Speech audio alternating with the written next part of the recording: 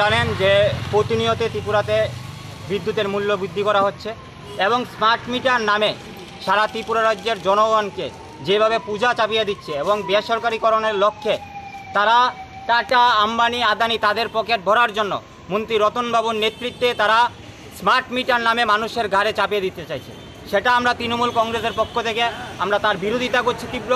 এবং আজকে মন্ত্রী রতননাথের বাড়ির সামনে আমরা এসে ধর্নায় বসেছি যে মন্ত্রী যতক্ষণ পর্যন্ত না সিদ্ধান্ত নেবে যে স্মার্ট মিটার বন্ধ করবে ততক্ষণ পর্যন্ত আমাদের আন্দোলন চলবে। জানেন যে প্রতিনিয়ত ত্রিপুরাতে বিদ্যুতের মূল্য বৃদ্ধি করা হচ্ছে এবং স্মার্ট মিটার নামে সারা ত্রিপুরা রাজ্যের জনগণকে যেভাবে পূজা চাপিয়ে দিচ্ছে এবং বেসরকারিকরণের লক্ষ্যে তারা টাটা, আম্বানি, আদানি তাদের পকেট ভরার জন্য মন্ত্রী রতনবাবুর নেতৃত্বে তারা স্মার্ট মিটার নামে মানুষের ঘাড়ে চাপিয়ে দিতে চাইছে। সেটা আমরা তৃণমূল কংগ্রেসের পক্ষ থেকে আমরা তার বিরোধিতা করছি তীব্র। এবং আজকে মন্ত্রী রতননাথের বাড়ির সামনে আমরা এসে ধর্নায় বসেছি যে মন্ত্রী যতক্ষণ পর্যন্ত না সিদ্ধান্ত নেবে যে স্মার্ট মিটার বন্ধ করবে ততক্ষণ পর্যন্ত আমাদের আন্দোলন চলবে।